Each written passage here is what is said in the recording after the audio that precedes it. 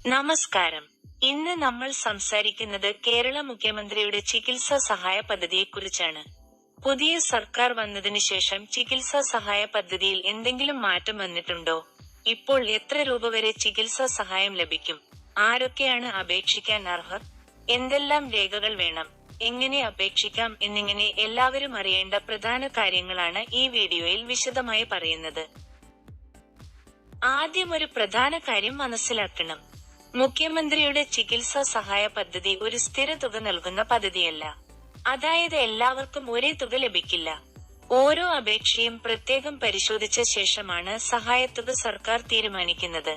രോഗത്തിന്റെ ഗുരുതരാവസ്ഥ, ചികിത്സയ്ക്ക് ആവശ്യമായ ചെലവ്, കുടുംബത്തിന്റെ സാമ്പത്തിക സ്ഥിതി, ആശുപത്രി നൽകിയ ചികിത്സാ എസ്റ്റിമേറ്റ്, മറ്റു സർക്കാർ പദ്ധതികളിൽ നിന്നോ ഇൻഷുറൻസിലൂടെയോ സഹായം ലഭിച്ചിട്ടുണ്ടോ എന്നീ കാര്യങ്ങൾ വിലയിരുത്തിയാണ് സഹായം അനുവദിക്കുന്നത്.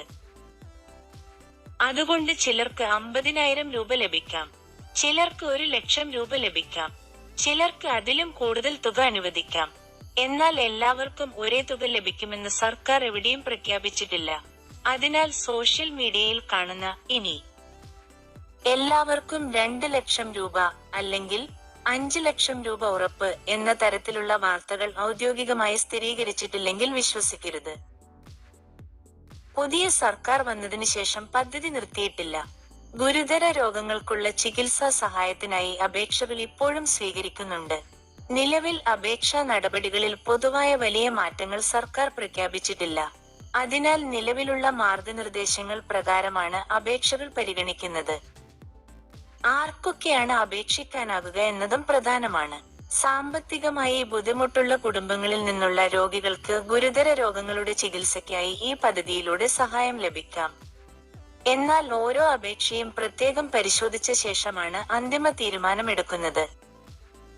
അപേക്ഷ സമർപ്പിക്കുമ്പോൾ സാധാരണയായി ആശുപത്രിയുടെ ചികിത്സാ എസ്റ്റിമേറ്റ്, ഡോക്ടറുടെ സർട്ടിഫിക്കറ്റ്, രോഗവുമായി ബന്ധപ്പെട്ട മെഡിക്കൽ രേഖകൾ, Aadhaar card, ration card, bank പാസ്ബുക്കിന്റെ പകർപ്പ്, ആവശ്യമായ സാഹചര്യങ്ങളിൽ വരുമാന സർട്ടിഫിക്കറ്റ് എന്നിവ സമർപ്പിക്കേണ്ടിവരും.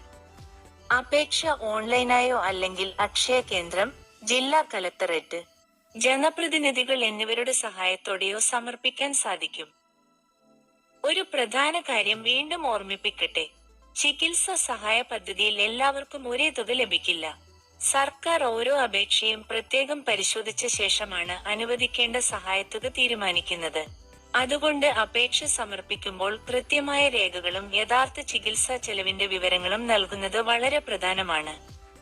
മുഖ്യമന്ത്രിയുടെ ചികിത്സാ സഹായ പദ്ധതിയെക്കുറിച്ച് പുതിയ സർക്കാർ ഭാവിയിൽ പുതിയ ഉത്തരവുകളോ സഹായത്തുക സംബന്ധിച്ച മാറ്റങ്ങളോ പ്രഖ്യാപിക്കുകയാണെങ്കിൽ അതിന്റെ ഔദ്യോഗിക വിവരങ്ങൾ കാരുണ്യ ഫിനാൻസ് മീഡിയയിലൂടെ നിങ്ങളിലേക്ക് എത്തിക്കുന്നതാണ്.